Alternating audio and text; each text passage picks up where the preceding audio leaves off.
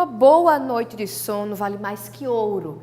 Que o diga os pais de bebezinhos, né, que passam madrugadas acordados aí para cuidar dessas crianças. Só para você ter uma ideia, um recém-nascido ao nascer, ele dorme cerca de 20 horas por dia. Com o passar dos meses e também dos anos, esse número vai diminuindo, até chegar em média a 10 horas por dia. Uma boa noite de sono resulta numa memória mais eficiente, na melhora do aprendizado e ainda outros benefícios para os adultos e também para as crianças. E é justamente sobre a importância do sono na infância que nós vamos conversar no programa Primeiros Passos de hoje. Fique com a gente!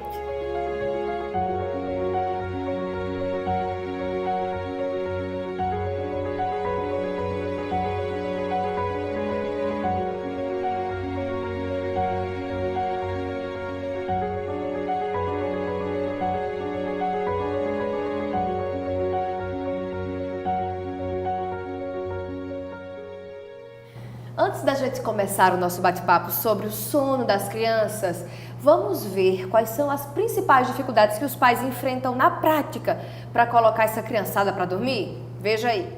Essa linda bebê se chama Júlia e tem 8 meses de vida. Ela tem um sono leve e por isso quase não consegue dormir durante o dia e a noite. Ela almoça, tira um soninho à tarde, tem o lanchinho da tarde, a jantinha e a dormida dela por volta de 7h30, 8 horas da noite. Nessa dormida, aí ela tira um sono longo, de 3 horas, entendeu? Ela vai de 8 até as 11, 11h30 da noite.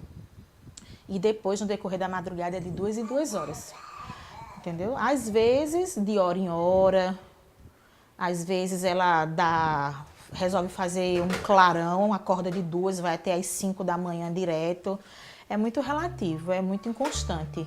Muitas crianças têm dificuldades para desfrutar de uma noite de sono completa e tranquila, o que acaba preocupando os pais. Porém, é importante saber que alguns distúrbios do sono em crianças são normais até os 4 anos de idade, que é o chamado período de maturação do sono. Eu aderi ao uso do chá de camomila, né, que eu já escutei de mãe, de avós, de amigas, que o chá de camomila, por ele ser calmante, então eu passei a introduzir na minha dieta, né, o chá de camomila constante, né, e quando a Júlia vai dormir, eu apago as luzes, desligo a TV, coloco uma musiquinha de ninar, preparo todo o ambiente para ela ficar bem relaxada.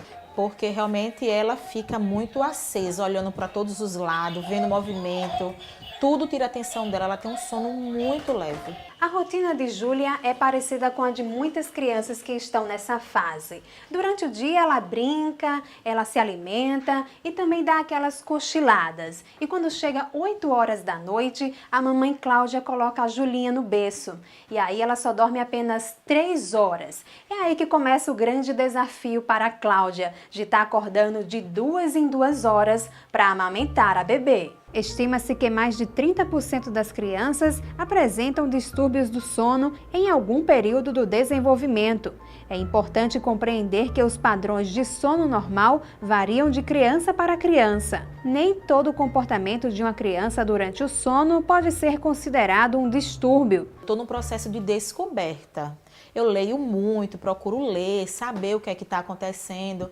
Inclusive, eu conversei até com a pediatra dela eu não sabia, mas me orientou que o quê? Até 2 anos só se observa. Até 2 anos de idade a gente não pode fazer muita coisa com a criança, porque ela está no processo de evolução, de picos de crescimento, né, o amadurecimento das vias cerebrais. Então, é uma questão de evolução, de tempo. No adulto, a estrutura do sono é composta por 4 fases distintas. A primeira e a segunda são fases de sono leve. A terceira e a quarta são as fases do sono profundo. Quando falamos de bebês, essas fases ainda estão desorganizadas. E após os 4 anos de idade, a tendência é que o sono já esteja bem melhor. Cláudia quase não consegue dormir durante o dia e, para isso, conta com a ajuda da mãe para ficar um tempinho com a Júlia. Eu venho no sábado à noite, aí passo o sábado, o domingo, a segunda para terça. fico com essa criança para ela dormir. Porque às vezes a criança não dá mesmo, não dá direito dela dormir.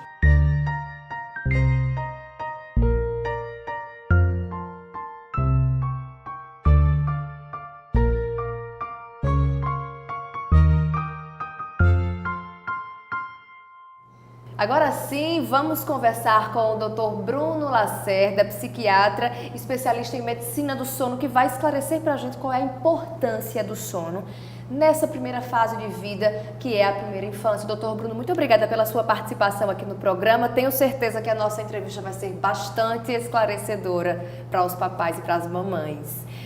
Vamos começar por essa dúvida que as mães têm, que os pais têm tanto. Para que é importante uma boa noite de sono? Primeiramente, eu gostaria de agradecer o convite.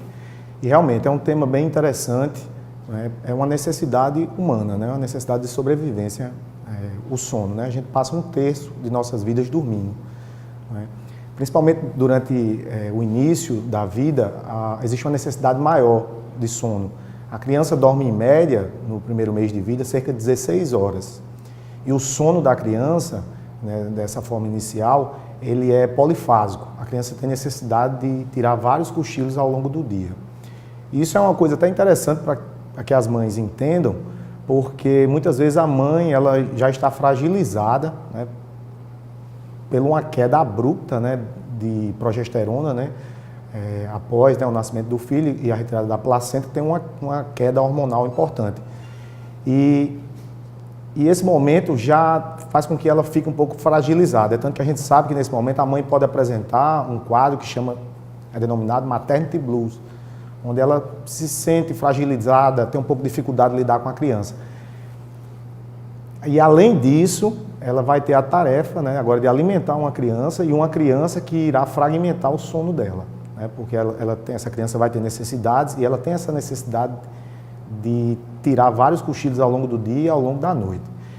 E isso pode gerar uma insônia na mãe e que, se tiver, né, uma genética favorável a um adoecimento mental, pode até repercutir, né, com um adoecimento, né, com alguma doença psiquiátrica. O senhor tocou num ponto importante, né? Porque quando a criança nasce, a mãe acaba ficando extremamente fragilizada também, né? Realmente pela questão hormonal, e o cansaço físico acaba sendo muito exaustivo. E o sono é justamente o momento de se reparar esse cansaço.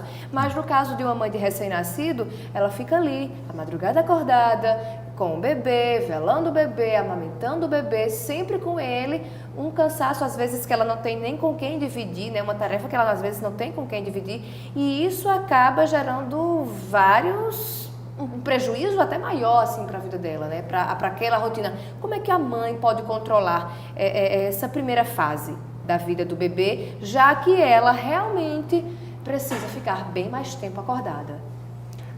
Essa fase é uma fase bem delicada, né? Na verdade, ela deve até se afastar, né, de outros afazeres, porque vai haver uma necessidade maior de sono durante o dia. Como ela não vai ter um sono reparador, né, em virtude da insônia que é gerada pelo contato com essa criança, então no dia seguinte é de se esperar que ela esteja sonolenta, né, pode estar um pouco irritada, então existe um risco maior de acidentes, né, de descuido, né, com os materiais, os objetos que ela conduz, né, durante o dia, ou mesmo no trabalho, se retorna logo ao trabalho, né? Então, assim, deve haver um momento de descanso diurno também, porque vai haver essa necessidade, né? E claro, né, uma atividade relaxante, se ela puder fazer alguma atividade física, né, também tem um momento para ela também, né, uma atividade física, um banho morno à noite, entendeu? Então, esse tipo de conduta, às vezes, ajuda também a ela se tranquilizar, porque isso também pode gerar um fator cognitivo ruim. Ela começa a pensar que é um estresse, né? Tá com a criança, aproxima-se da noite, ela já começa a achar que vai ser mais uma noite complicada, e isso vai aumentando, entendeu? O nível de ansiedade, de um hormônio que nós conhecemos, que é o cortisol, que está relacionado com o estresse, e isso vai piorando também o sono dela, gerando um sono de má qualidade. E influencia também, inclusive, na alimentação, né? Com Acaba certeza. dificultando um pouco a produção de leite, já que é tão importante o sono, né? Para aumentar essa produção. Mas, doutor Bruno, voltando aí para as crianças, por que esse sono é fragmentado? Existe alguma explicação para o sono dos recém-nascidos ser assim tão extenso, porém tão blocado? Pois é, na verdade, existe um processo de maturação a nível cerebral, né? Então, as conexões neurais, elas vai havendo um melhoramento dessas conexões, né? A gente fala, né, que com o passar do tempo vai havendo uma poda neuronal, né? O que não é tão eficaz para o cérebro, então a sinalização química que é feita, ela começa a ser podada. Então, inicialmente, a criança, né, tem esse número maior de horas, né? Ao passar dos anos, nós dormimos cada vez menos, nós temos uma necessidade menor, né? A média nossa de sono são 7 e 8 horas, mas um idoso já dorme até menos do que isso.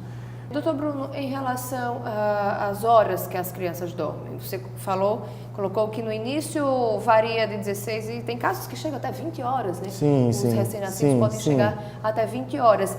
E quando o recém-nascido, vamos deixar o recém-nascido um pouco de lado, vamos falar de uma criança um pouco maior. Passados sim, assim, os 4 meses de vida, uma criança que deve dormir aí 12, 13 horas, não sei ao certo, e com aqueles soninhos intercalados pela manhã e à tarde. Sim.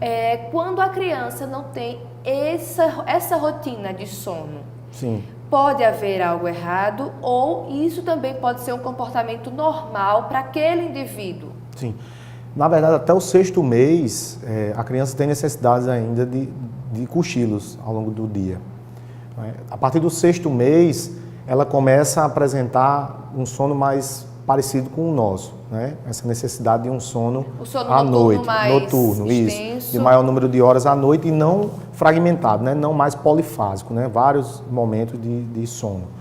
Então, se aproxima mais já do sono do adulto. A gente só vai começar a pensar em algum transtorno quando realmente essa criança, após esse período, que aí esse período já é esperado que ela já tenha uma maior concentração de sono durante o período da noite, que ela comece a apresentar dificuldade de iniciar e manter esse sono. A insônia pode ser conceituada como dessa forma, né, como eu disse, ou mesmo quando a pessoa tem uma dificuldade, inicia o sono, mantém, mas acorda mais cedo do que o habitual e tem dificuldade em retomar esse sono. Nas crianças, isso é pouco comum. Geralmente é mais comum, na criança que tem algum problema, a dificuldade de iniciar e manter. Esse outro quadro que eu estou falando, né, que acorda um pouco mais cedo, tem essa dificuldade de reiniciar o sono, é mais comum em pacientes com depressão. E não é comum criança ter depressão, não é esperado, né? É esperado uma pessoa, geralmente, na 3ª década de vida, a gente sabe qualquer idade, mas não é esperado. Então, quando essa criança começa a ter dificuldade em iniciar o sono, né, após esse período, e manter, e começa a gerar um problema, porque a criança não vai falar, né, que tem insônia. Vai começar a gerar um desajuste na própria família, porque os familiares vão começar a não dormir bem em função, né, desse prejuízo que a criança está tendo. Doutor Bruno, o sono auxilia realmente ao desenvolvimento da criança? Sim. De que forma? O sono, ele é definido, né, conceituado como um estado alterado da consciência, né, onde há um reparo, tanto físico quanto mental, certo? Então, existem diferentes estágios durante o sono. A gente divide o sono em sono não REM e sono REM. Então, seria assim, a gente inicia o sono com um sono não REM N1, que a gente chama, N2, N3, que seria um sono mais profundo. Esse N3 ele é muito importante para o reparo dos tecidos, certo? Por mais que o indivíduo não pratique uma arte marcial ou algum esporte de impacto, mas o fato de andar, de manusear objetos, ele tem que reparar os seus tecidos. Então, essa fase é essencial, certo? Após cerca de 70 a 120 minutos, a gente vai ter o nosso primeiro REM, que é a fase dos sonhos. E essa fase é primordial para a memória e para a consolidação da memória e para o restabelecimento de nossa saúde mental. Então, assim, essas fases elas vão se alternando ao longo da noite, certo? A gente precisa ter todas essas fases e que elas se alternem para que a gente tenha um sono de qualidade. Então, é importante tanto para a saúde física da criança, né, para que ela se desenvolva bem, durante essa fase que eu chamei de N3, que a gente chama de sono de ondas lentas, há a liberação de GH, que é um hormônio de crescimento, onde há o reparo também desses tecidos, então é importante para o crescimento da criança, para o desenvolvimento dela, e para que haja também o estabelecimento de uma boa saúde mental e mesmo desenvolvimento dos seus afetos, né, da parte cognitiva, né, do aprendizado. Então, esse sono um pouco mais profundo, ele é mais atingido quando a criança já está numa fase de sono contínuo? Por exemplo, já dormindo uma noite inteira? É porque, na verdade, eu falei nesse sentido, N1, N2, N3, essa sequência seria bem definida para o adulto. Sim, tá. Então, o sono mais superficial seria não REM 1, não REM 2 e um não REM 3. Seria esse sono profundo. Esse é aquele sono que as pessoas tentam nos acordar. Bruno acorda e você acorda meio sem saber onde está. Entendeu? Então, esse seria o N3, aquele sono profundo. Só que para a criança, as crianças elas apresentam quase 50% do total de sono, o sono REM, que é a fase dos sonhos. É tanto que a mãe que tem uma criancinha em casa, né, recém-nascida, ela pode observar que quando a criança está dormindo, ela vai observar que os olhos da criança ficam se mexendo. E isso significa o quê? Que ela está sonhando. Essa fase dos sonhos, que é o sono REM, ele é denominado da seguinte forma: há uma ativação do sistema nervoso central, o cérebro está ativo e o corpo está inativo. Então, geralmente a gente sonha, né, durante essa fase. E há um movimento rápido dos olhos. Esse REM quer dizer isso, Rapid Movement Eyes. Então, os olhos estão em movimento, demonstrando que está havendo uma atividade cortical, uma atividade cerebral. E como na criança existe mais esse REM, então é muito comum a mãe observar que os olhinhos da criança eles estão se mexendo. Nós somos adultos, né? Já temos propriedade do nosso corpo, né? Enfim, a gente sabe quando sonha. Sonhamos com coisas materiais, né? Sonhamos com pessoas, sonhamos com coisas que conhecemos. A medicina tem ideia do que os bebês sonham? Não. O que a gente sabe até então é que o sonho ele tem relação com o cotidiano. Entende? Então, o que você viveu naquele dia, no dia anterior, vai ter relação com esse sonho. Por mais que seja difícil, às vezes, fazer uma associação, mas quando se conversa bem, vai chegar não, tem sentido. O que você viu ontem na televisão e você viu aquela pessoa... Ou que ficou até no subconsciente, que passou despercebido aos olhos. Isso, mas que às vezes até numa conversa, né, no consultório, a gente pode chegar, né, a essa conclusão de que foi nesse sentido. Tanto que assim, quando eu fazia capacitação, tinha uma professora em sono, tinha uma professora que dizia isso, que o sono ele é altamente, a fase dos sonhos, ele é altamente influenciável. A gente sabe que, como um adulto, entre 70 e 120, mais uma média, entre 90 minutos, você vai ter o seu primeiro REM, sua primeira fase dos sonhos. Então, se eu conversar com você está com sono, então vamos lá, vai dormir, vamos apagar aqui as luzes. Eu vou marcar mais ou menos 90 minutos, provavelmente você vai estar sonhando. Se eu borrifar água no seu rosto, a probabilidade de eu lhe acordar e você me dizer que estava sonhando, que estava chovendo, é grande. Entendeu? Então, a professora dizia isso e isso me marcou realmente, porque realmente pode ser bem influenciado e existe essa relação com o tempo. Ok, a gente vai a um rápido intervalo, mas não sai daí não, que daqui a pouquinho tem mais bate-papo sobre o sono das crianças e eu volto já, não sai daí.